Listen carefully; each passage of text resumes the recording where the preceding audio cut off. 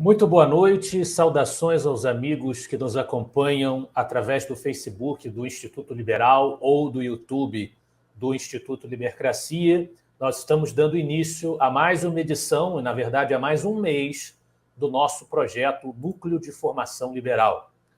Para quem estiver sendo apresentado ao projeto hoje, quem estiver chegando pela primeira vez ou quem estiver depois assistindo pela primeira vez a este vídeo, dentro da série de vídeos que constam do nosso projeto, o Núcleo de Formação Liberal é uma iniciativa em parceria entre o Instituto Liberal, o Instituto Libercracia, o Instituto Liberal do Nordeste e o Instituto de Formação de Líderes de Goiânia. A iniciativa já teve outras instituições a integrá-la, desde a sua fundação, em 2020, mas hoje o quadro se compõe destas 4 instituições, que têm as 4 propósitos de divulgação do pensamento liberal de diversas maneiras e nas suas diversas vertentes.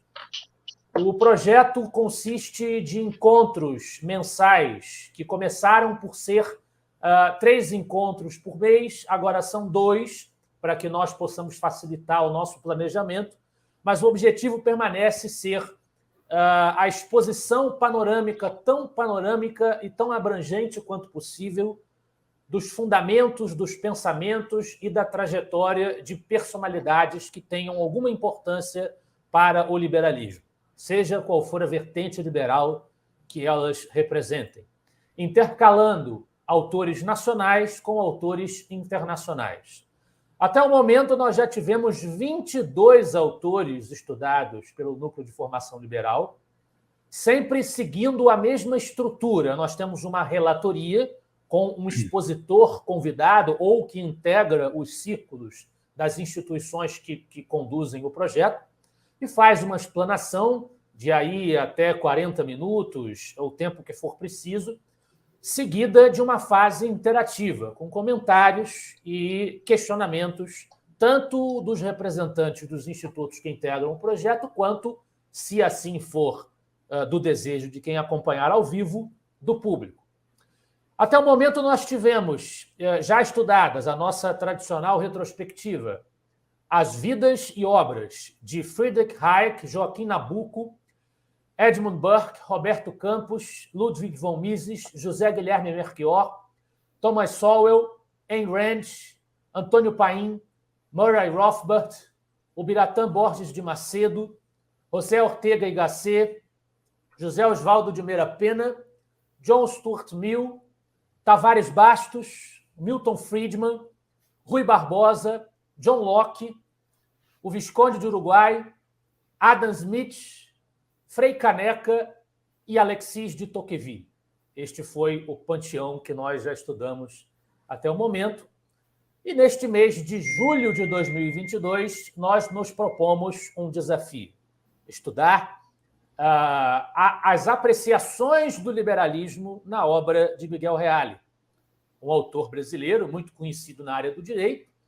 Muita gente perguntou, mas o que é que Miguel Reale tem a ver com o liberalismo? Perguntaram para a gente quando nós propusemos a ideia de abordar a obra deste autor.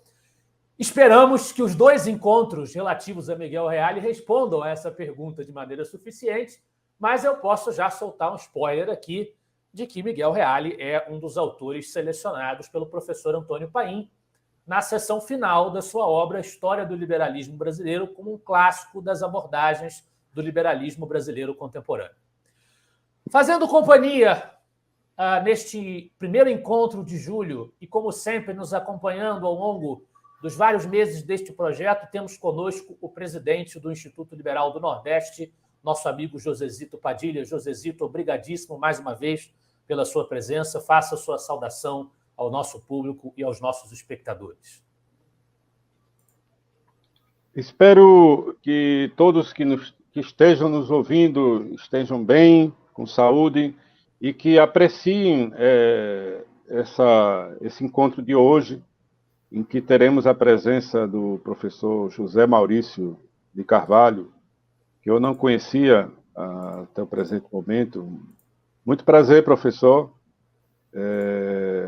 Eu espero que esse encontro seja muito bom, como eu almejo Eu não sou, assim, embora seja formado em Direito, eu não sou um especialista em Miguel Reale, propriamente, embora a minha especialização seja Teoria e Filosofia do Direito. É claro que eu estudei o Miguel Reale, mas não conheço ainda em profundidade toda a obra do Miguel Reale, que é uma obra muito vasta, né? E tem alguns livros que, digamos assim, são muito bons para a gente entender o pensamento liberal. Por enquanto, eu só indicaria um livrinho que é pequeno, que todo mundo pode ter acesso, se chama O Estado Democrático de Direito e o Conflito das Ideologias. É um livro pequeno que eu acho que todo mundo poderá ler com satisfação, com proveito. Então, muito obrigado a todos e boa noite. Obrigado, Josezito. Eu também estou aqui muito mais nesse mês para aprender do que outra coisa, talvez mais do que você, porque realmente não tenho um contato extremamente superficial com a obra de Miguel Reale. Então, para nós, certamente será muito instrutiva essa oportunidade. E para dar o pontapé inicial e o objetivo do primeiro encontro, já que agora são 2 apenas e não 3, é que o relator do primeiro encontro já consiga, pesa sobre os ombros do convidado a responsabilidade de já traçar uma visão bastante panorâmica do pensamento do autor, para se encarregar desta missão, indicado pelo nosso querido amigo, professor Ricardo Vélez Rodrigues. Já o conheço pessoalmente por um congresso realizado na Universidade de Juiz de Fora, em homenagem ao professor Vélez, o colóquio Antero de Quental. Temos conosco o professor doutor José Maurício de Carvalho, com a obra Miguel Reale, Ética e Filosofia do Direito, indicada como texto de referência. Professor, muitíssimo obrigado por aceitar o nosso convite e contribuir com a nossa iniciativa. Pelos próximos minutos, o senhor terá a palavra totalmente à sua disposição, sem interrupções. Bem, boa noite, então, a todos os que estão acompanhando a transmissão. Foi com prazer que eu revi o colega Lucas Berlanza, que, como disse, esteve comigo num colóquio aqui na Universidade Federal de Juiz de Fora. Conheci agora o professor Josezito. Então, é um prazer encontrar com vocês e conversar, e, sobretudo, porque nessa lista de pessoas enumeradas pelo Lucas no começo da transmissão, aqueles que são autores contemporâneos, né, vamos dizer assim, o Zé Osvaldo Meira Pena, o embaixador Meira Pena, Antônio Paim, né, o próprio Ricardo Vélez, que foi meu orientador no doutorado. Então, há uma longa lista de pessoas, o Biratã Borges de Macedo, de quem eu era particularmente amigo. Então, eu conheço bastante bem todas essas pessoas que estão aí, ligadas ao pensamento brasileiro, né, dentro dessa vertente liberal, ainda que cada um, vamos dizer assim, caminhando mais para um lado, mais para o outro. Eu gostaria de começar essa nossa exposição justamente trazendo o que, para mim, é uma grande marca do pensamento do professor Miguel Reale.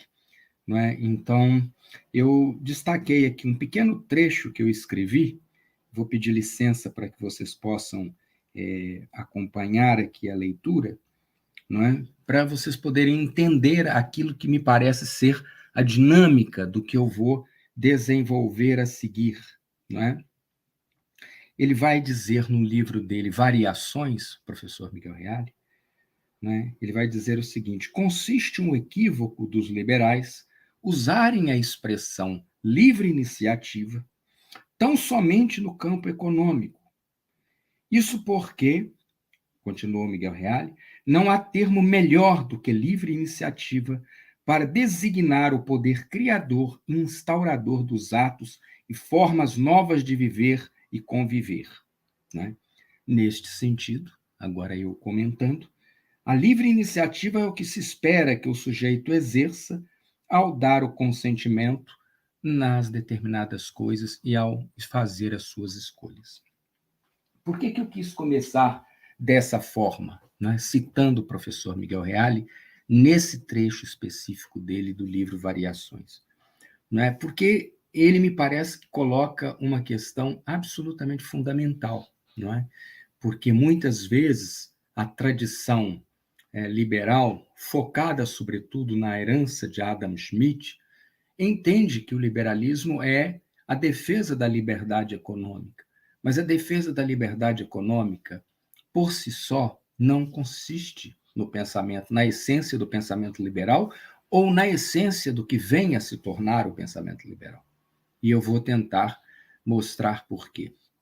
Se nós caminharmos hoje, por exemplo, olhando para o que está acontecendo na própria Rússia, não é?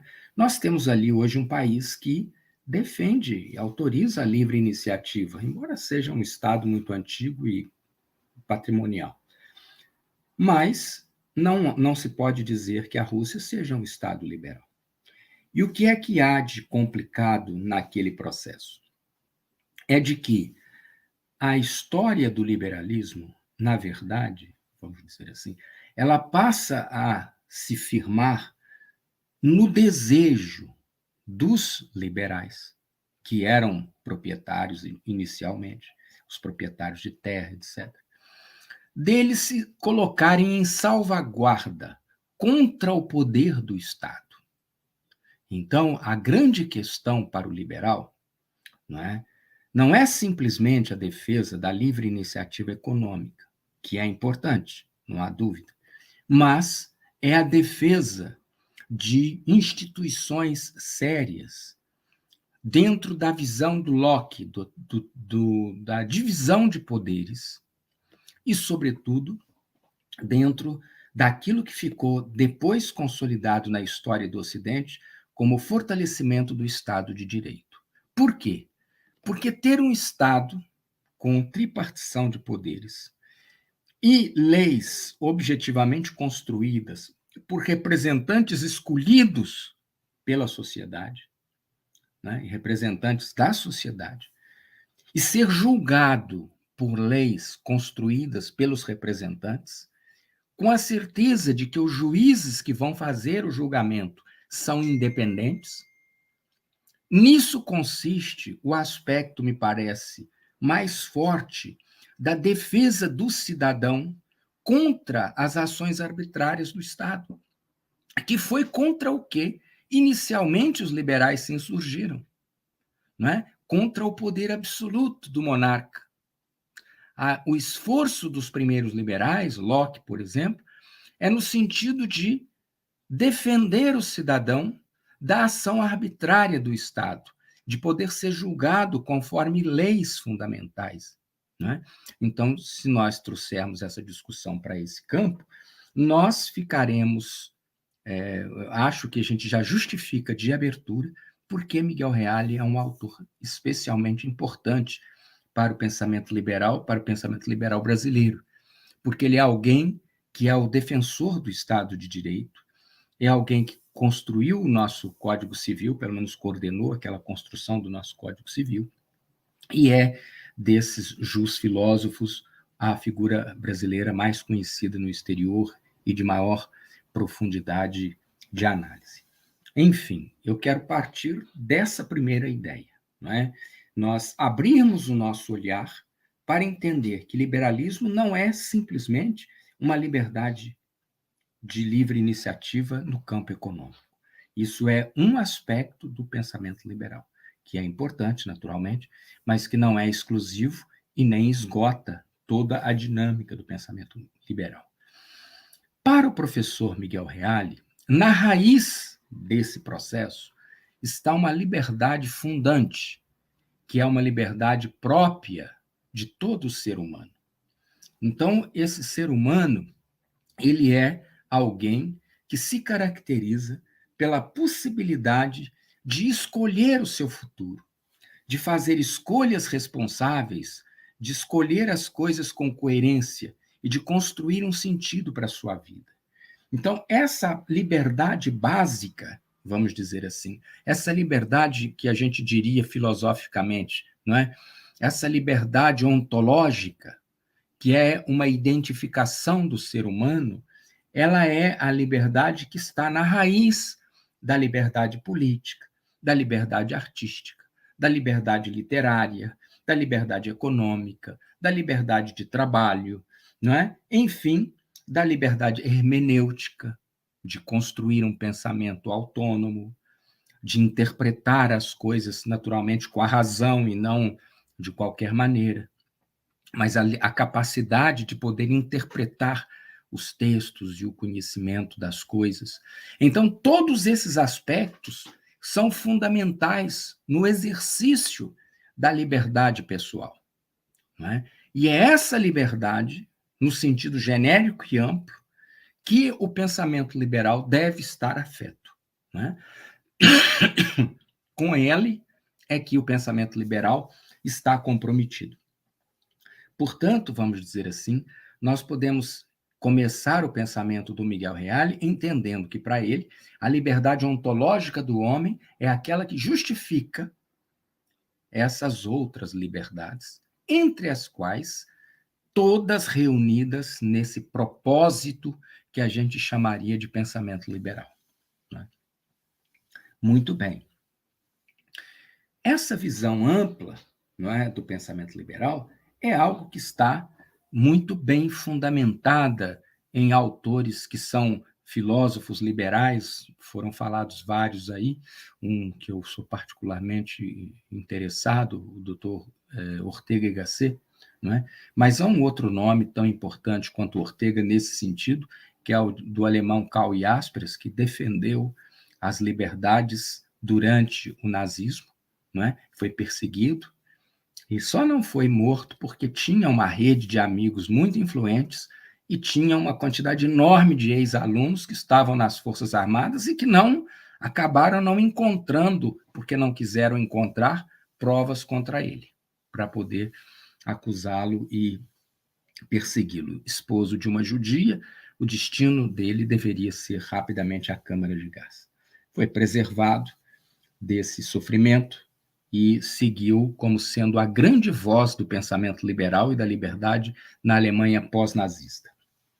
Mas, voltando ao pensamento do professor Miguel Reale, além dessa liberdade fundante que marca o pensamento humano, é essencial, vamos dizer assim, para o homem, a capacidade de identificar bens, valores que orientem a sua escolha. Então, essa capacidade de liberdade, ela vem junto ou é conexa com a possibilidade de reconhecer valores. E reconhecimento de valores que não se faz de uma única vez, não é? Reconhecimento de valores que vai se fazendo ao longo do tempo. Então, esse é um ponto fundamental do pensamento jurídico e filosófico do professor Miguel Reale, né? Conexa com a liberdade está a capacidade do homem de identificar valores. Esse processo de identificação de valores é algo que se faz no tempo, com a consciência histórica. Então, de tal forma que, à medida que a sociedade avança, na medida, sobretudo, em que o pensamento humano, não é, e especialmente a filosofia, vai trazendo elementos à reflexão, é possível você ir desenvolvendo uma série de outras questões relativas ao pensamento humano, relativas à liberdade e relativas à dignidade humana, né? Então, de certa maneira, os liberais estão profundamente preocupados em assegurar que o sujeito possa ser livre, exercer todas essas liberdades, e ele não seja atacado pelo Estado na sua dignidade, e que ele seja julgado segundo leis construídas de forma imparcial por representantes escolhidos por ele e por juízes isentos e livres. Então, isso é, no conjunto, o aspecto fundamental que o professor Miguel Reale vai trazer para a nossa discussão, não é? Então, esse é um ponto assim marcante e importante. O que mais que a gente poderia trazer dentro dessa questão?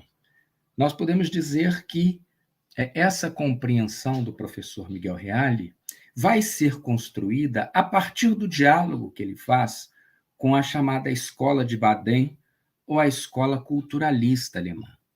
Por quê? Porque são esses alemães, a escola de Baden, neokantiana, que vai desenvolver uma parte do pensamento de Kant mais associada à sua dimensão ética e que vai reconhecer que o homem é alguém que constrói a cultura na medida em que ele identifica e consolida os valores. Isso é especialmente importante na base da construção do pensamento filosófico do Reale, porque ele é essencialmente um homem culturalista. Culturalista nesse sentido, de que são os valores que tecem a sociedade, que tecem a comunidade. Então, reconhecer os valores, obedecer os valores de forma racional é um aspecto fundamental. E há um elemento dentro disso que nós precisamos destacar, que é o fato de que, dentro desse propósito neokantiano, nós temos uma visão de homem em que ele é, ao mesmo tempo que uma matéria viva, não é? Que tem uma dimensão psicológica natural, estudada pela psicologia, ele tem o espírito enquanto capacidade de razão, pensamento lógico, que o distingue de outros animais. O espírito é o ponto que o distingue de outros animais. E o distingue por quê? Porque o espírito é capaz de controlar, de orientar as outras dimensões que o homem tem. A sua animalidade, a sua corporalidade, a sua própria dimensão psicológica podem ser conduzidas pelo espírito, podem ser controladas pelo espírito. Não quer dizer que vão ser, mas à medida que o homem desenvolve as suas potencialidades, as suas possibilidades, ele vai ter a possibilidade de lidar e, de certa forma, controlar certas coisas.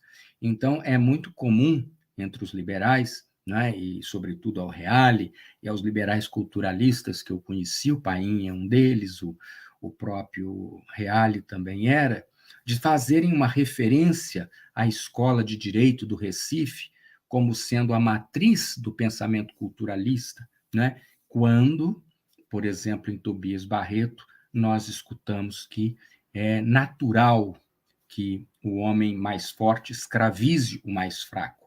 Nós encontramos isso na natureza, há formigas que são escravocratas, há abelhas que são escravocratas, etc.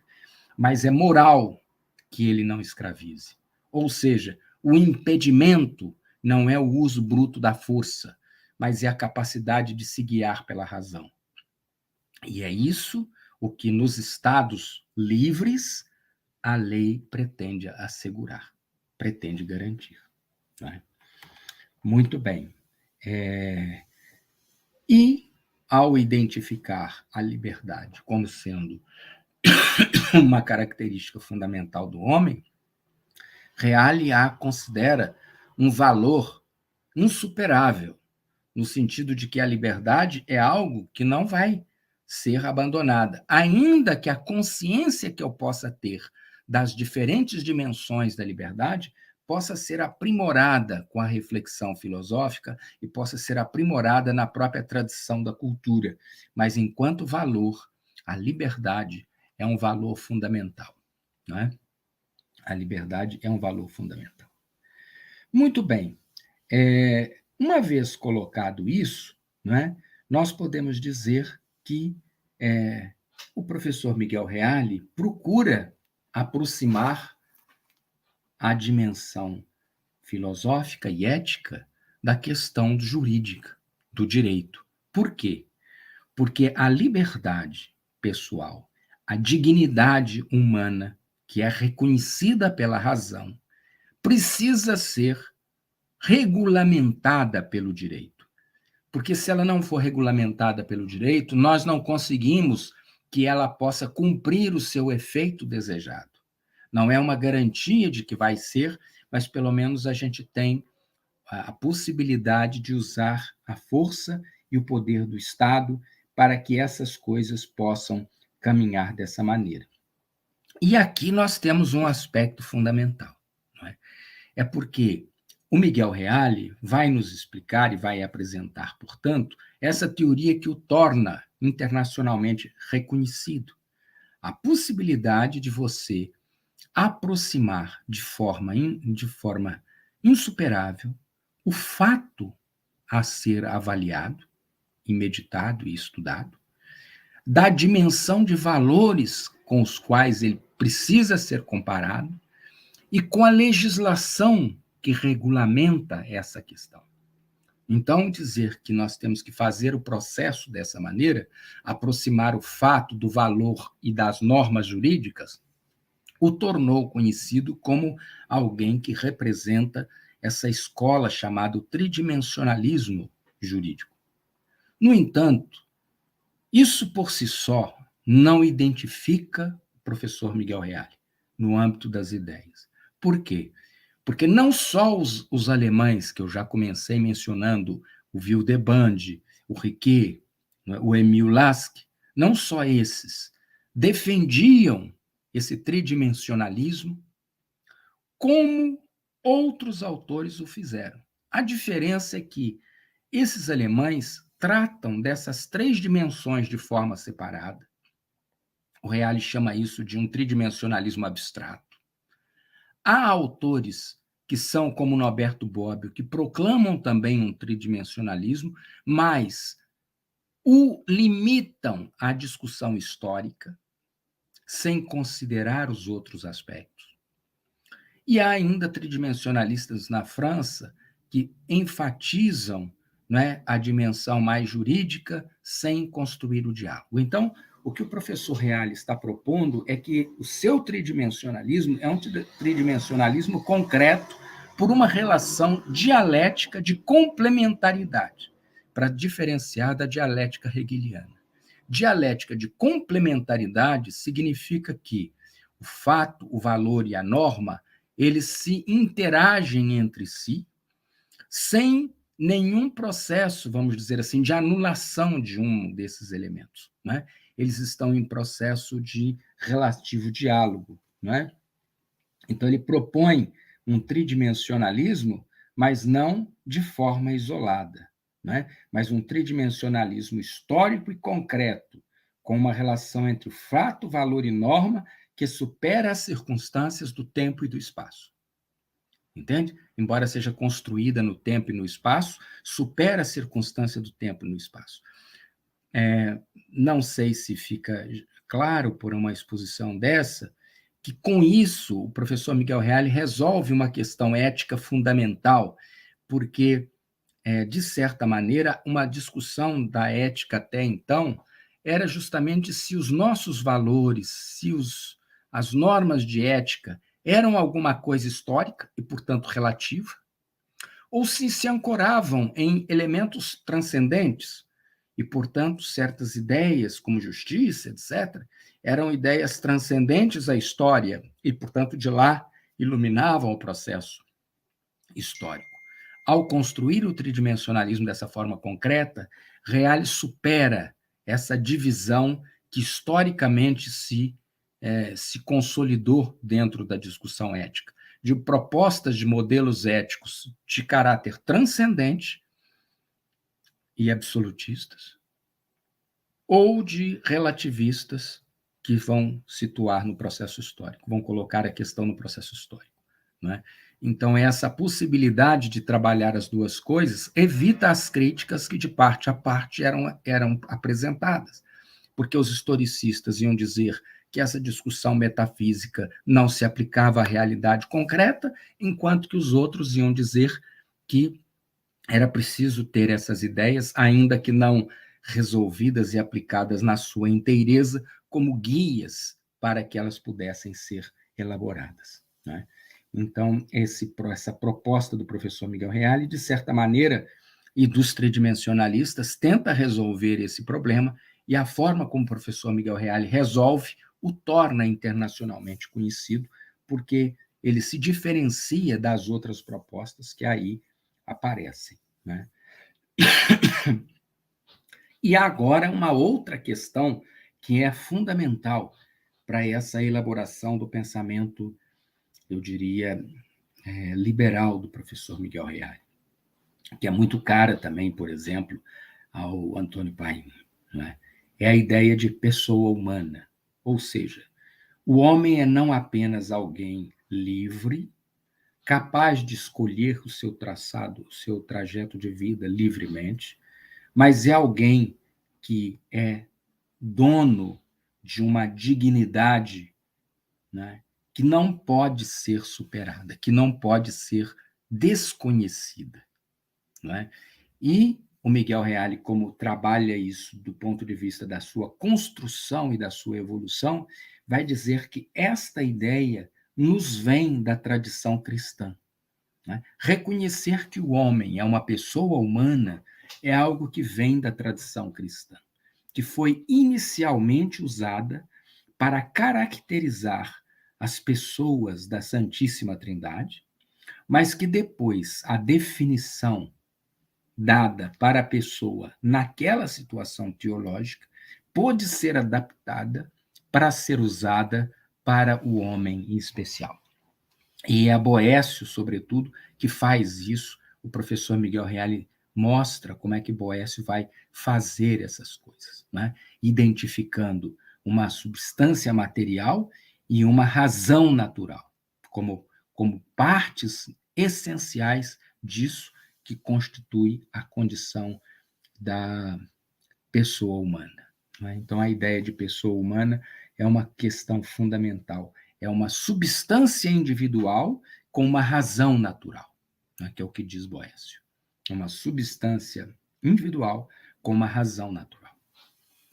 Fundamental para todo o desenvolvimento do pensamento moderno, que se faz a partir da noção de uma subjetividade, e tudo que vai sendo enriquecido com a compreensão de que o homem é uma subjetividade e que pensa o mundo de forma clara e distinta, como diz Descartes, depois toda a discussão que vai acontecer no pensamento moderno e que vai trabalhando com base nessas coisas, não é? Então, nós temos aí, me parece que apresentado de forma assim, bem sintética, depois eu vou deixar as coisas para que a gente possa discutir mais à vontade, não quero me estender muito, né, apenas apresentar essa visão bem genérica do professor Miguel Reale sobre a questão do pensamento liberal, da forma como ele entendia, né, e entender que, de certa forma, vamos dizer assim, o controle da liberdade, para tornar possível a vida em sociedade, precisa ser feita pelo Estado.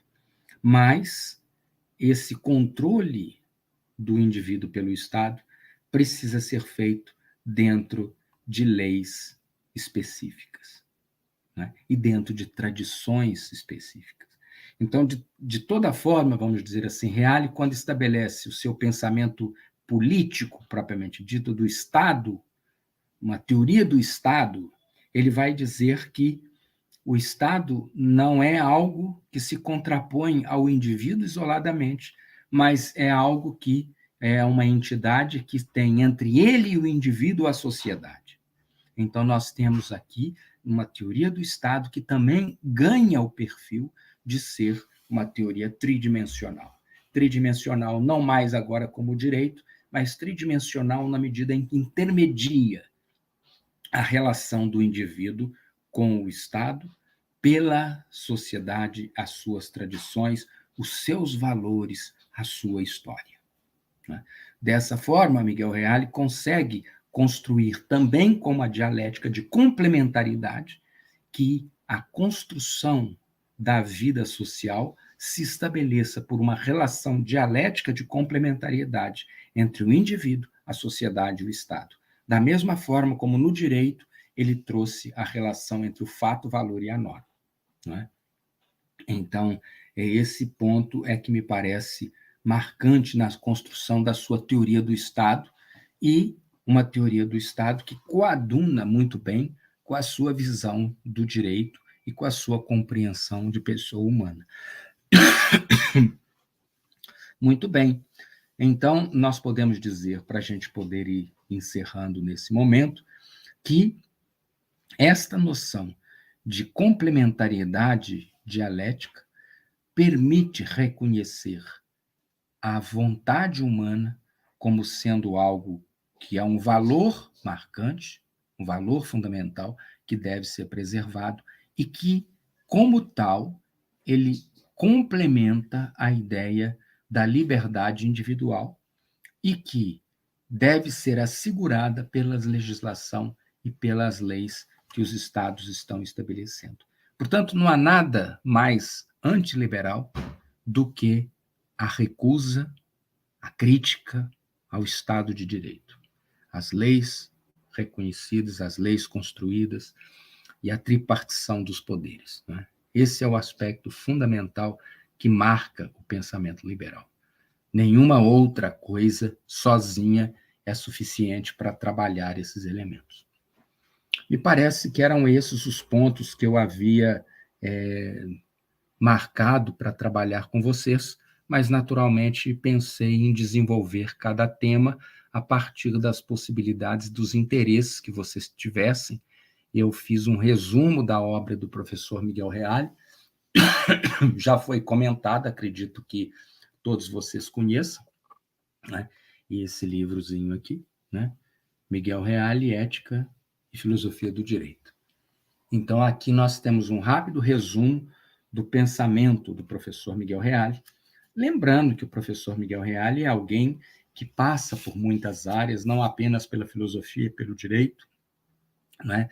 Mas que escreve poemas, ele fala das intuições básicas da vida humana, reconhece que a vida humana é extremamente complexa, então ele tem várias vertentes da sua obra que eu evitei de tocar, porque, não sei, acho que o público não está, pelo menos nesse momento, interessado nessas questões, né?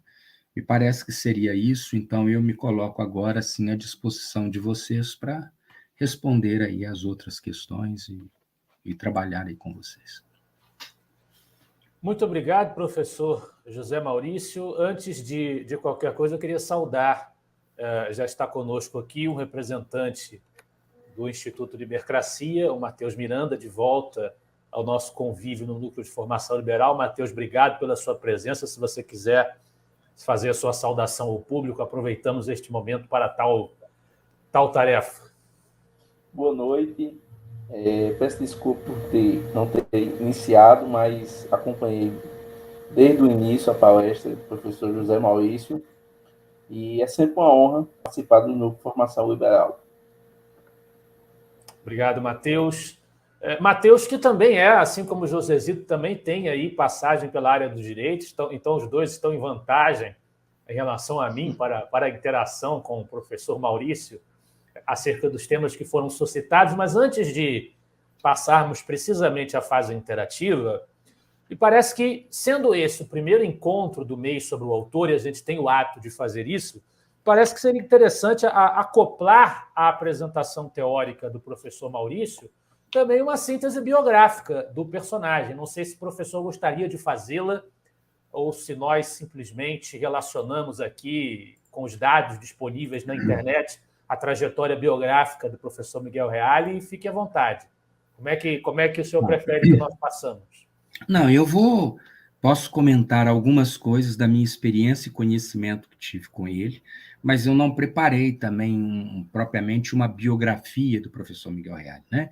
Ele nasce em 1910, aqui no sul de Minas, né? Parece que é Itajubá, a cidade onde ele nasce, e ali ele vive até os 10 anos de idade e conta, né, nas suas memórias, que estando certa vez brincando ali perto do rio, próximo à cidade onde ele vivia, o pai o viu brincando com uma cobra de vidro, dessas que tem nos rios e tal, mas não gostou muito da forma como ele trabalhava aquelas coisas e quis levar o menino para estudar numa escola de nível maior, e ele foi para o Instituto Dante Alighieri, em São Paulo, com 10 anos de idade, para começar a sua formação. Uma escola que só falava italiano, além de ter outras 2 ou 3 línguas que estavam no currículo, mas onde a língua corrente era o italiano. De maneira que ele teve que começar a aprender aí o italiano. Ali ele conheceu aquela que seria a sua companheira de vida, que é a Nucci, né, nesse instituto, e seguirá portanto, a sua vida nesse processo. Daí, ele começa a escrever e a trabalhar no direito com a teoria do Estado. Os primeiros livros dele, ainda com 20 e poucos anos de idade, Teoria do Estado, etc., são de 1930, são dos anos 30, né? Nesse momento que ele vai, então, se consolidar como uma figura de ponta nacional e vai, em seguida, ser reitor da USP e, durante o processo do governo militar, vai ser um dos gestores do Estado de São Paulo. Enquanto intelectual, ele cria, não é, duas coisas fundamentais para o pensamento brasileiro, que é o Instituto Brasileiro de Filosofia e a Revista Brasileira de Filosofia, que ele coordenou e comandou durante 50 anos. E em torno de quem ele reunia a intelectualidade brasileira, dando a todos a oportunidade de se manifestar sem excluir ou sem transformar o debate filosófico numa disputa de sistemas e ideias, etc., mas trabalhando isso de forma livre dentro daquilo que ele defendia, que é a liberdade hermenêutica, a liberdade de pensar, a liberdade de difundir as próprias ideias, né? E já no final da vida, escrevendo poesias e trabalhando essas questões da filosofia, ele se aproxima dos portugueses, sobretudo do professor Antônio Braz Teixeira e do professor José Esteves Pereira, e, ao se aproximar dos portugueses, cria junto com eles o Instituto Brasileiro, Luso-Brasileiro de Filosofia, que se localiza no Palácio da Independência, lá próximo ao Teatro Dona Maria I, em Portugal. São, assim, alguns pontos que me parecem marcantes da trajetória do professor Miguel Reale, embora eu não tenha, de fato, vamos dizer assim, me preocupado em trazer uma biografia propriamente dele, de maneira que você fica à vontade para completar aí as coisas que achar necessário. Não, sem problema nenhum, acho que foi perfeitamente apresentado o currículo do Miguel Reale. É claro que a gente precisa mencionar, fiquei apenas com uma dúvida, porque aqui nas informações que a gente vê na internet dão conta de que ele teria nascido em São Bento do Sapucaí, em São Paulo. Isso. Depois é que foi para Itajubá. Exatamente. Mas ele vai viver a infância dele toda em Itajubá, e depois ele volta para São Paulo para estudar no Instituto lá. Perfeito.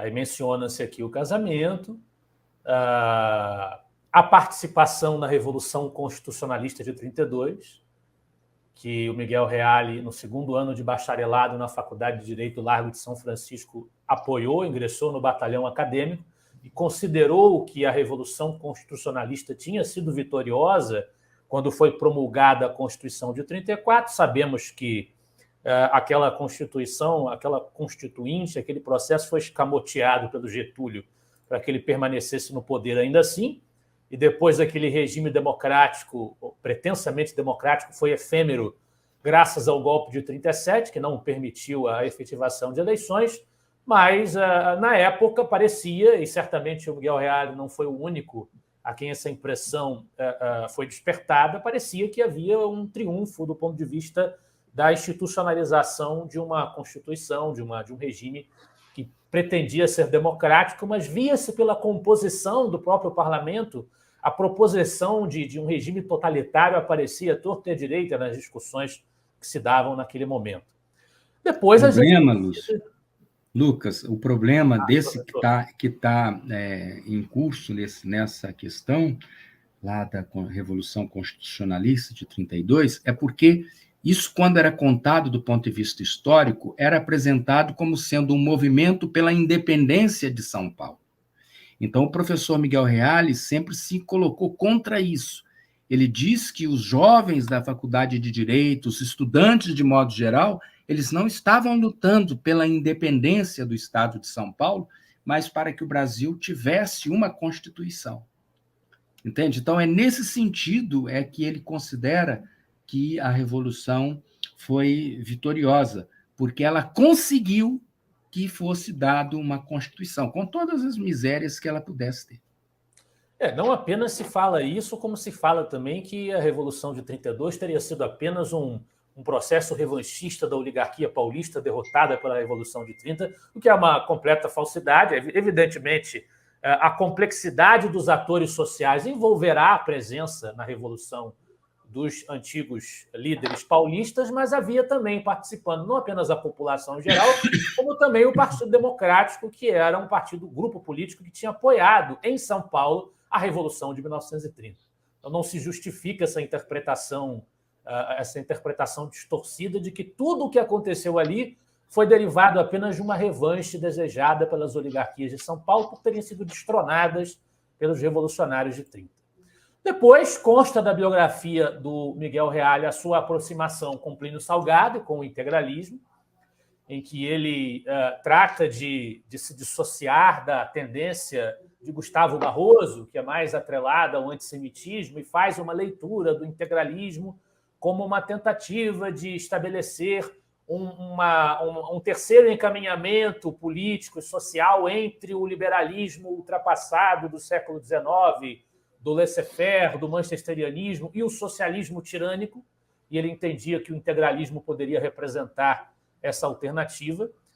É dito que, de certa maneira, a perspectiva filosófica do integralismo acompanhou o pensamento de Miguel Reale, mesmo na fase em que ele vai reconhecer no keynesianismo e do chamado liberalismo social uma formulação suficiente para dar conta das limitações que ele enxergava no liberalismo, né? Mas é preciso salientar esse momento da trajetória dele, que foi a aproximação dele do pensamento integralista e do movimento integralista.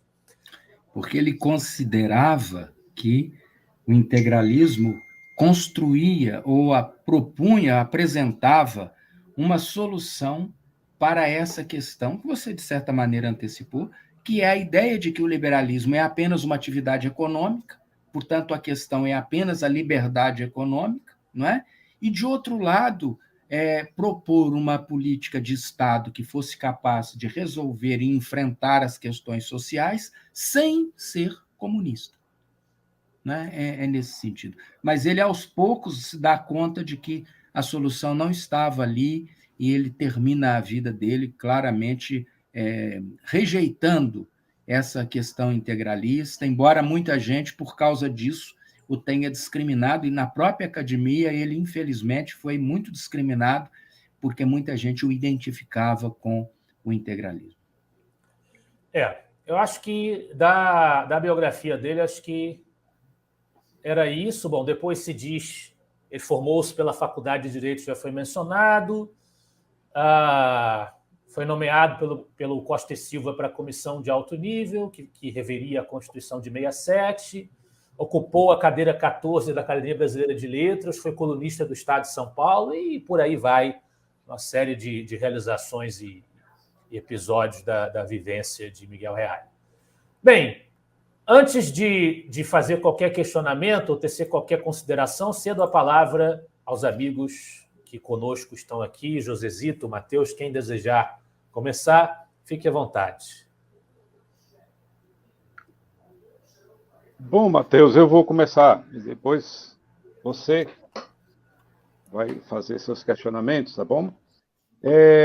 Professor José Maurício, Miguel Reale era um crítico, não é, dessa visão liberal, como o senhor já mesmo disse, afirmou, né, da visão do liberalismo somente enquanto doutrina, digamos, econômica, ou seja, doutrina da livre iniciativa econômica, ou seja, ele tinha, de certa forma, um entendimento de que o liberalismo também tinha que enfrentar essa questão da democracia, do Estado e também a questão social. Né? É sabido que, por exemplo, o Miguel Reale é incluído, né, nessa, digamos assim, nesse grupo, né, que são os liberais sociais, ou sociais liberais, né, social-liberalismo. Isso, claro, isso se deve também à ascendência teórica que ele tinha, né, com os pensadores alemães, porque o liberalismo social, o ordoliberalismo, ele foi muito desenvolvido na Alemanha na primeira metade do século XX, né? Eu queria que o senhor, se pudesse, assim, explanasse um pouco mais essa visão social que o Miguel Reale tinha do pensamento liberal. Bom, eu comecei exatamente a minha exposição destacando esses aspectos, porque o professor Miguel Reale, em primeiro lugar, queria mostrar que o liberalismo, o pensamento liberal, não é uma coisa arbitrária, criada historicamente do nada, você está entendendo? Sem qualquer justificativa ou sem qualquer fundamentação. Então, ao ancorar a liberdade humana, não é? Ao ancorar o liberalismo numa realidade humana, que é a liberdade, você está entendendo? Ele está dizendo o seguinte: olha, nós não temos aqui uma teoria política, ideológica, simplesmente. Nós temos um pensamento devidamente fundamentado e reconhecido pela história da tradição ocidental, que reconhece o homem como criatura e como sujeito livre. E sujeito livre e criador de valores. Então, esse é um ponto fundamental. Agora, quando o Reale vai discutir, uma vez fundamentado isso, e que ele vai discutir o pensamento liberal, enquanto liberdade humana, ele vai dizer, olha, essa liberdade humana não é apenas uma liberdade de iniciativa econômica, até porque, se a liberdade econômica não vier junto com outros aspectos, não vier junto com outros elementos, né, nós não vamos conseguir caminhar muito bem, porque você pode ter estados que têm liberdade econômica e que não são liberais, mesmo tendo essa preocupação social, como acontecia com o nazismo e o nazifascismo, em que eram estados que defendiam a liberdade individual e que defendiam políticas sociais, e não são liberais.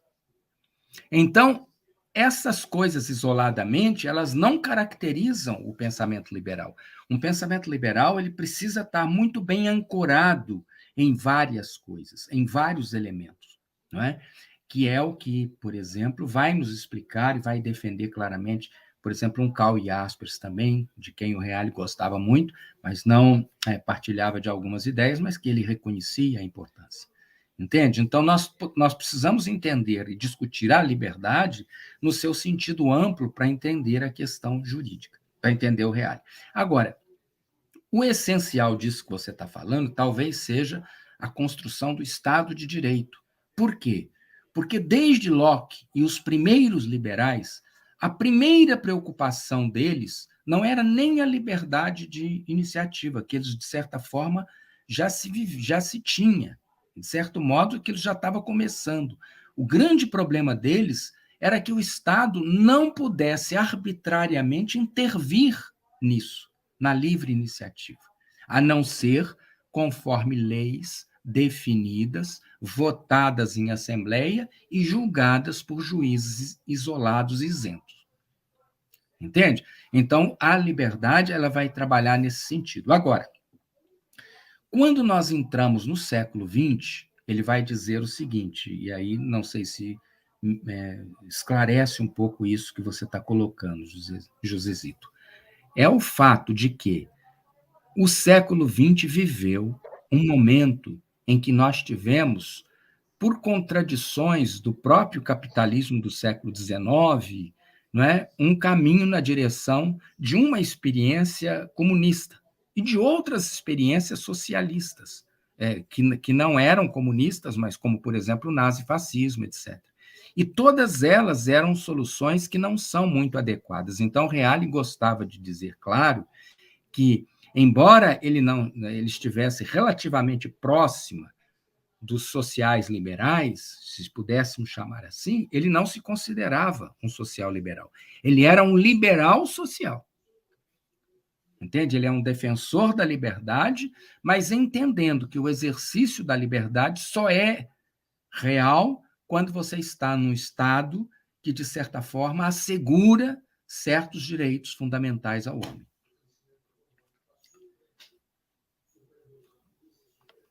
Ok. Matheus, a palavra é sua. Professor,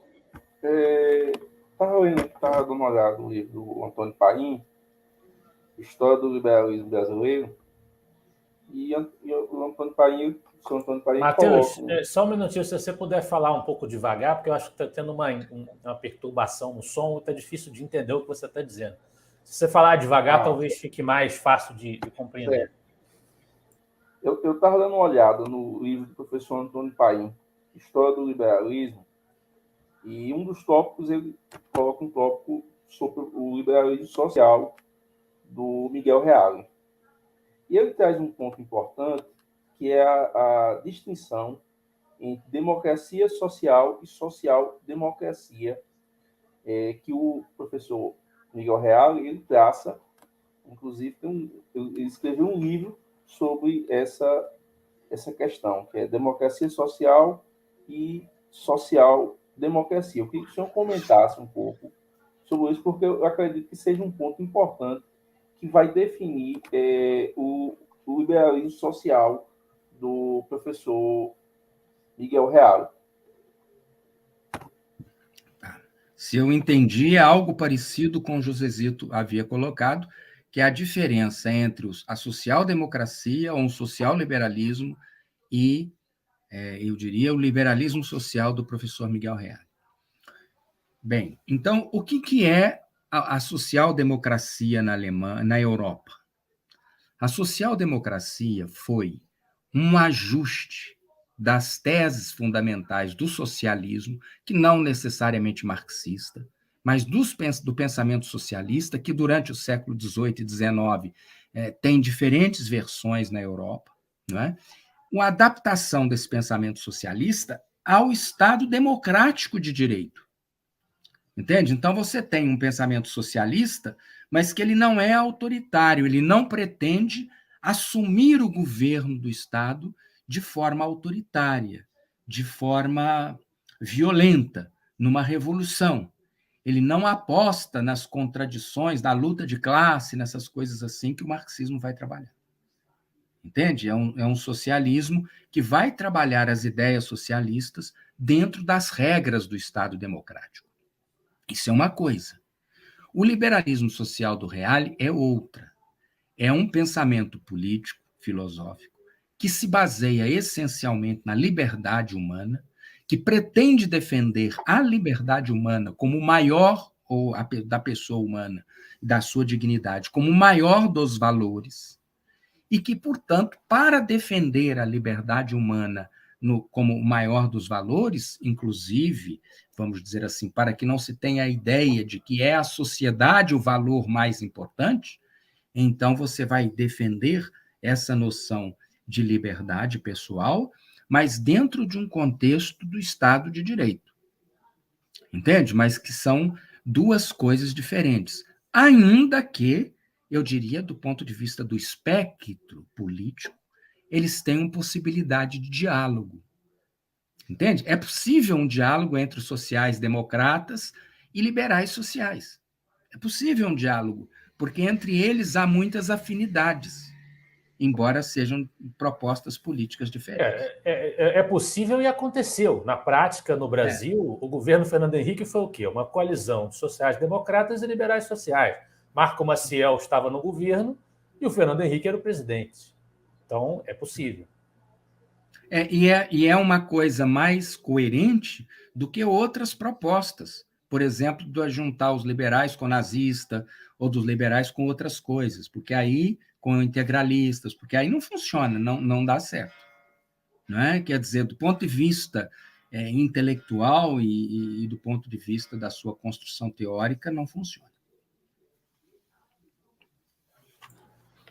Eu diria que há uma diferença de onde partem as ideias. Né? O social-democrata ele é uma elaboração da tradição socialista. Ele vem da tradição socialista e se aproxima das ideias do Estado de Direito, da democracia, que os socialistas chamariam de democracia burguesa. Ele acolhe, aceita jogar dentro dessas regras de jogo, partindo da tradição socialista. O liberal social, ao contrário, vem da tradição liberal e essencialmente se inscreve nela, mas acolhe dentro dessa tradição alguns artifícios, alguns elementos que envolvem maior participação do Estado, sob as mais diversas justificativas, mas, sobretudo, a justificativa de que esta participação do Estado se dá exatamente para usar uma expressão que a esquerda gosta mais de usar, né? Mas eu vou usar de qualquer maneira aqui, para empoderar o indivíduo, né, na realização da sua liberdade, no florescimento, na sua autorrealização. É a Bildung de que fala lá o Melchior, tomando da literatura liberal europeia. É essencialmente assim que a gente vê essa distinção, mas no ponto de contato, realmente, às vezes é um tanto nuançado, às vezes realmente se mescla essas duas tradições, elas se conectam e acabam conversando entre si, por vezes na prática, e isso aconteceu no governo do Fernando Henrique. Não sei, Matheus, você quer perguntar mais alguma coisa? Era isso? Não, eu consegui entender bem o conceito. Tá. Bom, eu então vou começar meus questionamentos. Eu começo perguntando sobre a visão do Miguel Reale acerca da participação política e do sistema representativo. Uma agenda teórica fundamental dos liberais, particularmente dos liberais brasileiros, e o professor Paim ressalta muito isso, é a importância da construção, da configuração do sistema representativo. Eu encontrei aqui um trecho relativo ao pensamento do professor Miguel Reale, em que ele diz que, no caso brasileiro, outro problema grave consiste na falta de programas claros dos partidos de tendência liberal, fazendo com que a sigla sirva para encobrir propósitos personalistas. Isso ele estava escrevendo e avaliando no momento da redemocratização, os primeiros partidos do nosso multipartidarismo caótico irrompendo, dizendo-se liberais, e ele diz que falta ali, é frágil ali a presença de programas claros que acoplem esses partidos a uma agenda propriamente liberal e que eles se tornam, com isso, presas fáceis do personalismo, que é uma crítica que Paim e Vélez também sempre fizeram, né, a essa fragilidade do sistema representativo, dos partidos se autorreconhecerem como representando uma agenda efetiva, representando uma corrente de opinião. Ele diz também que pior ainda é quando esses partidos fazem acordos políticos que ocultam interesses de ordem religiosa, olvidando-se o alto valor da distinção entre assunto de política e religião. E diz também que constitui, contudo, um grave erro pressupor que a democracia está apenas na mão do Estado. O processo democrático é garantido também pelo comportamento dos próprios cidadãos, quer por seus atos, quer por sua vigilância em prol dos valores democráticos. A teoria da resistência civil, cujo idealizador é Henri David Thoreau, que é o autor que a gente vai estudar no mês que vem, inclusive, do Núcleo de Formação Liberal, justifica o dever de desobediência dos cidadãos a fim de que os governantes cumpram a lei da forma devida. Somente dessa forma há uma democracia participativa. Então, aqui ele comenta, ao mesmo tempo, a importância de dar esse caráter ao sistema representativo, de acoplar partidos que, de fato, estejam atrelados a agendas e também, ao mesmo tempo, de não ver na vitalidade de um regime democrático apenas a forma como ele está disposto dentro do Estado, mas também a participação da sociedade, a participação popular. Eu queria que o senhor comentasse esses dois pontos, como é que eles estão inscritos nas preocupações filosóficas do Miguel Reale. Bom, eu vou começar pelo segundo, depois eu peço para você me relembrar o primeiro que você quer que eu desenvolva. Não é? A grande questão para como é que isso entra no pensamento do professor Miguel Reale é dentro daquilo que eu havia, no final da minha exposição, comentado, não é? Que a teoria de Estado que o professor Miguel Reale desenvolve, ela não contrapõe o indivíduo ao Estado, como muitas vezes os liberais fizeram. Porque quando você faz isso, fica parecendo que você tem uma espécie de embate entre essas duas instâncias. O professor Miguel Reale considera que entre o Estado e o indivíduo há a sociedade. A sociedade é que experimenta as suas questões. Então, vamos dizer assim, a democracia ela vai se consolidando na medida em que a sociedade assume posições democráticas. Elas precisam vir dentro dessa dimensão social. né, dos indivíduos, das iniciativas dos indivíduos. É claro que é dos indivíduos, pessoalmente, mas é também um movimento de uma coletividade que, diante de uma, vamos dizer assim, ação antiliberal, antilegal de um governante, é capaz de se insurgir e de reagir, dizer não, não é dessa forma, não é assim. Então, isso, para mim, entra no pensamento do professor Miguel Reale, nos textos que ele escreve de teoria do Estado, que para ele, vamos dizer assim, entre o Estado e o cidadão, há a sociedade como um fator de mediação entre uma coisa e a outra. Entende? Agora, a outra questão, se entendi bem, que é a questão do personalismo, eu acho que é pior do que isso, sabe? Embora o professor Miguel Reale trate dessa questão, porque ele estava falando lá naquele momento da redemocratização, como a gente sabe, eram 4 ou 5 partidos que estavam se estabelecendo, mas a grande questão era que a discussão liberal não tem essa dimensão ampla. Então, você não tem como fazer programa partidário se você não define, porque você pode ter até 2 ou 3 partidos liberais diferentes.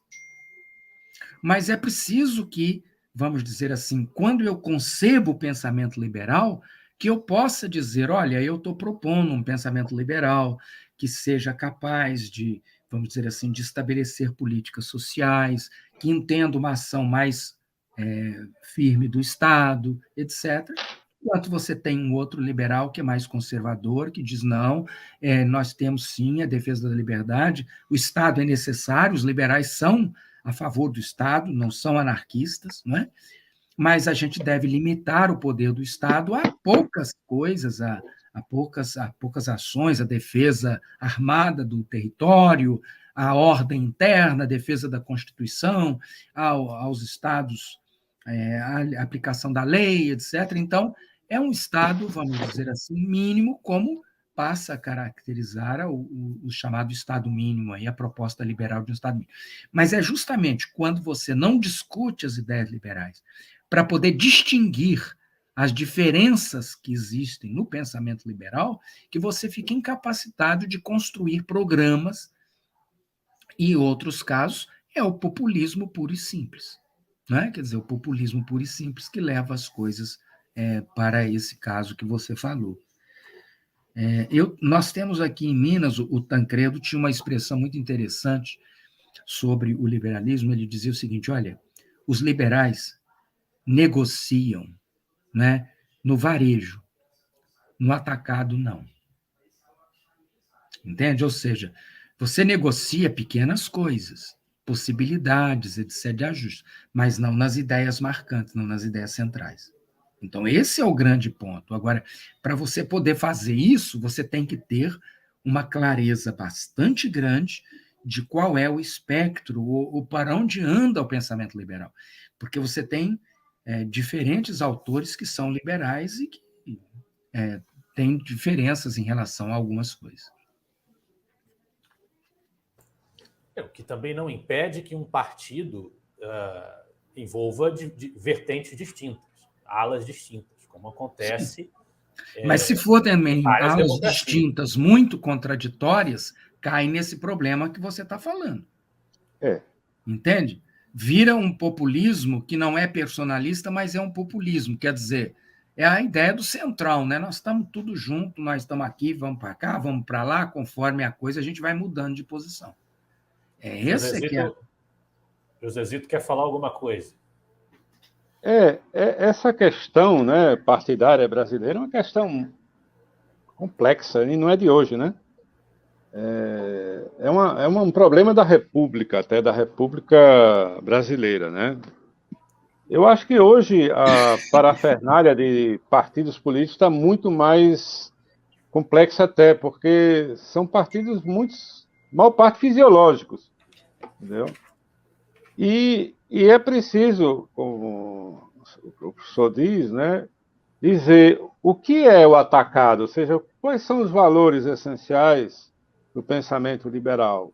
Mas, assim, a gente não pode incluir nesses valores essenciais, né, todas as questões e os problemas nacionais. Ou seja, a gente não pode ampliar tanto assim esse conjunto de valores essenciais no sentido de simplesmente engessar qualquer tipo de acordo, de negociação com outros partidos. Né? E por quê? Porque sem pragmatismo também existem os problemas. Né? Os problemas são renovados, são criados, são reelaborados, ou seja, tem problemas, o Brasil tem problemas que precisam ser solucionados, tá certo? Problemas não só econômicos, problemas políticos, sociais, problemas de toda a ordem, institucionais. Então, qual é a contribuição dos liberais nesse espectro? Né? É simplesmente, digamos, ter uma visão dogmática, principiológica e que não negocia com ninguém, ou contribuir com o debate tentando melhorar um pouco essas propostas no sentido mais liberal. Porque a política é isso, é diálogo, né? E eu acho que a visão do Reale, acho que era uma visão pragmática, né, professor? Ou seja, ele tinha, pelo fato de ter essa visão assim mais do liberalismo enquanto liberdade viva, né, enquanto vida humana e aliada com essa razão, né, que o Ortega chamava de razão vital, mas assim, ele tinha uma visão mais concreta da liberdade, mais humana até, né, mais palpável, né? Ele não era um dogmático assim, acredito que não, né? E é por isso que ele conseguia dialogar, inclusive, com outras vertentes. Sobre essa questão, por exemplo, da social-democracia, né? Após a Segunda Guerra Mundial, praticamente a social-democracia europeia dominou a Europa durante 2 décadas. Por quê? Porque a direita, especificamente europeia, né, era uma direita nacionalista, católica, conservadora, tinha se aliado com o quê? Com os elementos nazifascistas, né? Com a onda nazifascista, e ficou totalmente desmoralizada após a derrota, né? do Mussolini, a derrota do Hitler. Né? Mas a social-democracia não parou aí, né? Ou seja, ela se democratizou mais, mas foi evoluindo. E aí eu queria fazer um questionamento, para, se o professor puder explanar um pouco essa questão. O Miguel Reale falava de uma convergência ideológica. Eu queria que o senhor, se puder, falasse em que consiste essa convergência das ideologias, e inclusive é citado até por outros autores. Né? O Fernando Gonçalves de la Moura, ele tem um livro que trata dessa questão e fala da convergência. Mas eu acho que a versão do Reale deve ser mais interessante, né? Porque ele era brasileiro e então ele tinha uma visão mais específica, né, da nossa realidade. Eu vou considerar o professor Miguel Reale alguém que era não apenas um teórico, que não é fácil, alguém que ser um grande teórico e, ao mesmo tempo, ser um homem de ação. Não é uma boa combinação. O Ortega tem textos maravilhosos sobre essas coisas. Quer dizer, ele dizia, por exemplo, que lembrava o Platão, que falava que os filósofos deveriam ser reis. Aí o Ortega perguntava para ele, mas que mal fizeram esses homens para que você lhes destine um destino tão miserável, né? Porque a última coisa que um filósofo pretende é se tornar um homem de ação. Né? O que ele faz é exatamente pensar, avaliar, etc. O Reale tinha uma qualidade muito interessante, porque o Reale era um homem prático. Eu não sei se a gente poderia dizer pragmático nesse sentido, porque pragmático me lembra lá os norte-americanos. Não, o Reale é um homem prático. Não é? Então, vamos dizer, ao longo da vida, ele foi reitor, ele foi interventor em São Paulo, não é? Então, ele teve, na construção do Código Civil, Ele era um homem prático, envolvido com as questões práticas, né? E eu acho que, como um intelectual também, ele conseguia distinguir bem o que se podia fazer no sentido de negociar ou não, que era o que o Tancredo falava também, não é? Você vai negociar aquilo que é o problema, o dia a dia, as dificuldades que você está enfrentando, mas não os princípios. Os princípios fundamentais você não negocia. Então, isso para o Reale é tranquilo. Eu acho que o Reale ele consegue falar na conversa entre posições políticas na medida em que você sabe do que você está defendendo. Então, você pode dialogar. Você pode dialogar para saber até onde dá para ceder e até onde não dá.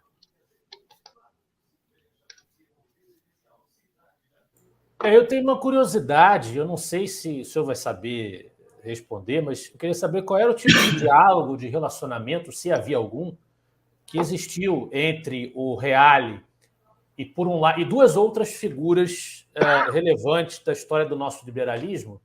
Uma delas, o Melchior, que é um grande ícone do liberalismo social, portanto, estaria, em teoria, afinizado às ideias básicas do Miguel Reale. Por outro lado, o Roberto Campos, que era um crítico ácido da Constituição de 88, que o Miguel Reale enxergava como sendo uma Constituição que, grosso modo, consagrava a tese liberal social. Como é que era esse relacionamento? O senhor saberia dizer? Ora, o pouco que eu ouvi é o seguinte: o Reale acho que não escreve comentando esses autores, mas a gente pode dizer, por exemplo, que ele conhece todos os dois. Ele está muito mais próximo do Melchior do que do Roberto Campos, não é? Ele está bem mais próximo do Melchior, e, naturalmente, a questão dele com o Campos é justamente porque ele enxerga que o Campos, isso ele fez, eu já vi ele fazendo essa crítica, não é? Ele enxergava que o Campos enxergava um liberalismo muito limitado, porque essa redução do Estado ao mínimo, né, é uma coisa que acaba impedindo, na prática, de se resolver uma série de problemas. Entende? Então, eu entendo que o Reale discute essas coisas com os liberais, mas ele não é alguém que faz essa discussão mais propriamente. Quem vai cuidar melhor disso é o Antônio Paim, que é muito mais um teórico do pensamento político, né? E aí ele vai entrar em certas questões aí que tratam, por exemplo, a questão da representação, que o Reale vai falar da representação dos partidos, mas o Paim diz assim: isso só não é suficiente, nós precisamos caminhar para aprimorar essa representação, para ter partidos nacionais, por um lado, mas para ter voto distrital de outro. Então, você só aumenta a representatividade quando você inclui no debate esses pontos que o professor Miguel Reale não trabalha. Mas aí já é uma questão do Paim, já não é propriamente uma questão que o Reale trata. E sobre a globalização, a análise crítica que o Miguel Reale faz acerca da globalização, que é um tema que continua bastante em voga. Como é que ele via isso? Ele vai entender isso como uma coisa, vamos dizer assim, como uma expansão propriamente do pensamento ocidental, não é? Então, a globalização não é um fato puramente contemporâneo, mas é algo que vai marcar a expansão do pensamento ocidental por todo o mundo. E ele vai encontrar resistência em alguns pontos, entende? Mas é um processo que também traz o diálogo, por exemplo. Quando essa expansão do pensamento ocidental se depara com o despotismo oriental, China, Rússia, etc., né, ele vai começar a tentar construir diálogos possíveis, entende? Mas não consegue caminhar muito. Ele vai enfrentar certos bolsões de resistência. É um processo que, para o Reale, é irreversível. Sabe? A globalização é um processo irreversível, ele vai acontecer, está acontecendo, mas naturalmente vai ter que se adaptando aí a cada situação. Ele vai sempre trabalhar muito a questão dos diálogos, sabe, Lucas? Os diálogos, por exemplo, como é que você vai discutir a questão da pessoa humana na China? Como é que você vai discutir o problema da liberdade na Coreia? Então, o processo de globalização passa por essas questões. Né? Até onde ele não trata, me parece, especificamente dessas coisas. Eu separei um trecho onde ele começa a tratar dessas questões. Né? Por exemplo, ele vai dizer assim, olha, no decorrer do século XX, principalmente depois da Primeira Grande Guerra, cujo fim coincidiu com o bolchevismo na Rússia, veio se alargando a competência do Estado no campo da saúde pública e da educação, consideradas cada vez mais como valores mundiais, etc. Entende? Então, acho que é uma questão pela expansão de determinados valores, que para o Miguel Reale são valores humanos, e, portanto, eles são defensáveis e reconhecíveis em todo o mundo. Né? O processo de globalização ele tem em vista a expansão dessa cultura que está construída em torno da ideia de pessoa humana, que para ele é um núcleo central do pensamento. Então, não é também uma questão puramente ideológica. Ele entende que, na medida em que o homem vai ganhando racionalidade e vai tendo possibilidade de discutir a questão dos valores, ele vai reconhecendo que ele se torna mais homem na medida em que ele pode exercer livremente a sua liberdade. Entende? Portanto, a globalização é a expansão da cultura ocidental. Para o Miguel Reale, não há retrocesso nisso. Entende? Não há retrocesso possível, porque nós não vamos conseguir viver numa sociedade onde a liberdade não seja forte, não seja um elemento fundamental. E a tendência é essa expansão. É, de certa maneira, isso que vai acontecendo, que leva, por exemplo, ao que aconteceu, de que quase todo aquele leste europeu hoje já se encontra bem incorporado a essa tradição ocidental. Dentro dessa visão que o Reale tem, de que é uma expansão de valores, a defesa da liberdade, a defesa da democracia, é nesse sentido. Certo, acho que nós atravessamos a teoria, a contribuição específica do professor Miguel Reale para o direito, atravessamos a concepção dele de liberalismo social, sistema representativo, democracia, a globalização, o culturalismo, essa relação com esse pensamento neocantiano, essa ética que valoriza a razão como aquela que alcança e percebe os direitos e vai construindo a percepção dos valores. Agora, eu vou ser um pouco chato e pegar essa parte que o senhor falou das dificuldades de ser um pensador, um filósofo e, ao mesmo tempo, um homem de ação, dos desafios que isso traz. Tem alguns trabalhos do Miguel Reale que vão abordar especificamente o relacionamento dele com o período militar. Ele fala, naturalmente, dos imperativos da Revolução de Março, que muitos liberais brasileiros, talvez a maioria dos liberais no Brasil apoiou o movimento de 64, a deposição do governo de João Goulart. Mas o Miguel Reale, até lá, 1977, eu vejo um trabalho dele aqui que ele estava ressaltando os aspectos positivos da Revolução, apesar de ter discordado de alguns dos seus encaminhamentos. Como é que ele consegue, como é que ele faz a relação dessa filosofia de valorização do império da lei, do Estado de Direito, da pessoa humana, e a defesa que ele vem fazendo nesses textos de um prolongamento de uma revolução militar no país? Como é que ele consegue promover no pensamento dele esse diálogo entre duas ideias, duas posições que aparentemente se contradizem, aparentemente há um paradoxo entre uma coisa e outra. Eu sei que o Miguel Reale ele faz uma análise justa do Plínio Salgado, que muitos intérpretes do integralismo distorcem o integralismo, querendo fazer parecer que, como um todo, o integralismo teria sido exatamente o mesmo fenômeno que foi, por exemplo, o nazismo na Alemanha. E, evidentemente, não se trata disso.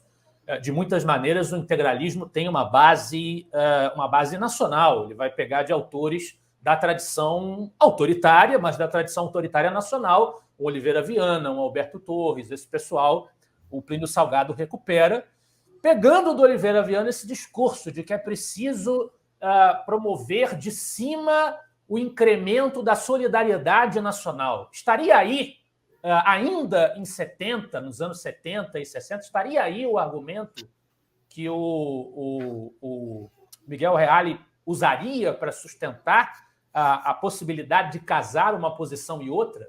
Ou seria outro recurso de que ele teria lançado mão? Bem, como é que a gente pode entender? Eu não tenho um texto específico do Reale para poder consolidar uma coisa dessa. A gente teria que tentar entender a parte, como é que ele vai construindo Eu acho que nós temos que entender o seguinte, eu acho que temos duas posições do Reale, eu não sei se até 77, sabe? Mas até 70, os primeiros 6 anos da Revolução, Reale é alguém que acredita na possibilidade de que a Revolução está fazendo um processo no sentido de defender a democracia. Entende? Não o liberalismo, mas a democracia. E que aquele processo era um estado de exceção. Num mundo em que a democracia era ameaçada pela existência real do socialismo, do comunismo, melhor dizendo, não do socialismo democrático, mas do comunismo. Então, o Reale vai entender que a revolução, e os primeiros, acho que os primeiros liberais entendem assim também, que a Revolução de 64 traz a defesa da democracia institucional, você está entendendo? Contra esse processo, contra as investidas do comunismo. Mas ele vai, aos poucos, perceber que não adianta, que aquele movimento não estava caminhando na direção desse processo como ele imaginava. E aí, então, ele se posiciona contra a continuação do regime militar, no sentido de que se deveria implantar, retomar a democracia, continuar a experiência democrática brasileira. Não é? Portanto, naquele momento, a discussão era democrática, era pela democracia e pela lei, porque havia um certo temor de que as questões sociais viessem a ser resolvidas no Brasil pela revolução, por revoluções sociais, como coisa do Frei Caneca, coisas desse tipo. Ele tem coisas, por exemplo, como penso ter demonstrado no meu livro Estado de Direito e o Conflito das Ideologias, estas passaram por uma profunda revisão após a queda do socialismo real. Mas até lá, não é? Até lá era preciso defender-se desses processos. Entende? Então, até a queda do socialismo real, que foi em 88, ele ainda acreditava que essa era um risco que se podia correr. Talvez esse medo, esse receio tenha justificado uma certa conivência com o que se deu depois, né? Porque realmente eu vejo aqui alguns textos do Reale pós o governo Castelo, pós o governo Costa e Silva, que ele sempre foi crítico ao AI-5,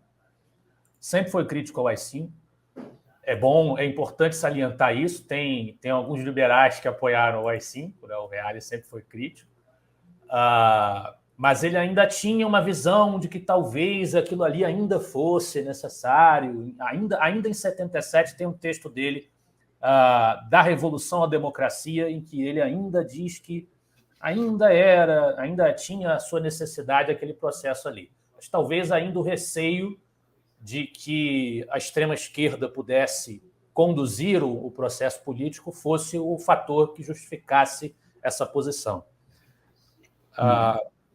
Eu acho que da minha parte é isso. Josezito, Matheus, mais alguma coisa, alguma observação, alguma pergunta?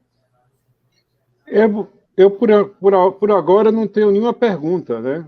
Mas a exclamação do professor me despertou assim, uma curiosidade maior em conhecer, obviamente, outros aspectos da obra do Reale. É um processo lento, né, de estudo, né, mas a gente tem que ir por esse caminho. Tá certo. Matheus. Eu acho que a importância do Núcleo de Formação Liberal é que nós começa a entender mais os aspectos de determinados autores e assim a gente percebe que a obra do professor Miguel Reale, eu estudei na faculdade do ponto de vista do direito, mas esse ponto de vista liberal é algo que, para mim, no meu conceito, recente e eu acho que bastante enriquecedor. Ou seja, é um início, eu acho que esse encontro de hoje dá para dar uma lida boa e entender mais os conceitos que o professor Miguel Reale ele traça sobre o liberalismo. Tem muita coisa boa que dá para entender. Querendo ou não, ele foi um grande acadêmico, um dos grandes intelectuais do século XX, e você consegue ter um entendimento maior sobre o liberalismo social, que muitas vezes é reduzido a ou seja, a gente sempre vê o liberalismo de forma panfletagem, o liberalismo social. Desculpa, então, Matheus, eu não entendi seu último comentário. A gente é sempre reduzido a panfletagem. A gente sempre vê o panfletagem liberalismo social de forma de panfleto. E você vê que o pensamento do professor Miguel Reale sobre o liberalismo social é muito abrangente, porque a gente sempre, quando a gente vai estudar o liberalismo social, sempre há um resumo a alguns poucos autores, ao Marco Maciel, ao Melchior, ou seja, isso enriquece. Eu acredito que o nosso público ele consiga ter esse entendimento melhor. Sem dúvida, sem dúvida. Bom, eu quero agradecer imensamente a Josezito, Matheus, evidentemente ao professor Dr. José Maurício de Carvalho pela sua inestimável contribuição ao projeto, agradecer àqueles que nos assistiram, que porventura vierem a assistir, lembrando a vocês que nós temos, tanto no nosso YouTube, no YouTube do Libercracia, quanto no Facebook do Instituto Liberal, um link para quem desejar um certificado de participação. Basta clicar no link e preencher o pequeno formulário, você pode receber um certificado de participação neste evento. Mais uma vez, reitero o meu agradecimento aos amigos que participaram deste encontro virtual hoje e os convido a fazerem as suas despedidas, começando pelo Matheus, que chegou por último. Matheus, faça aí a sua despedida do público que nos acompanha. Bom, é sempre uma honra participar do Núcleo de Formação Liberal e gostaria sempre de agradecer a audiência dos nossos grupos, tanto do Instituto Liberal, mas do Instituto Libercracia, que sempre está assistindo os encontros, e dizer que o Núcleo de Formação Liberal ele vem cada dia mais formando um conhecimento crítico, ou seja, que a gente lá na frente possamos ter algo bem bacana e bem enriquecedor.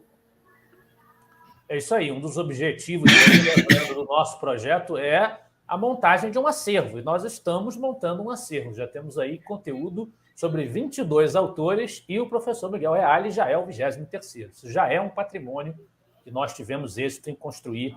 Não é fácil com esse tipo de debate que nós realizamos aqui nos nossos canais. Josezito. É isso, o que nós estamos construindo é um roteiro para estudar, discutir, debater as ideias desses autores. Não é um roteiro exaustivo, né? Cada um tem o seu próprio caminho, né? E tem suas próprias preferências.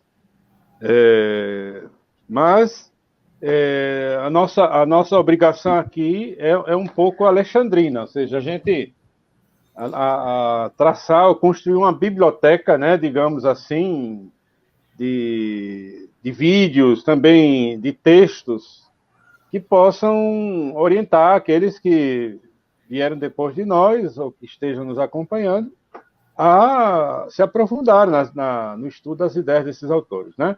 E espero que os nossos ouvintes e assistentes assistindo a esse encontro tenham gostado de toda essa explanação do professor José Maurício de Carvalho.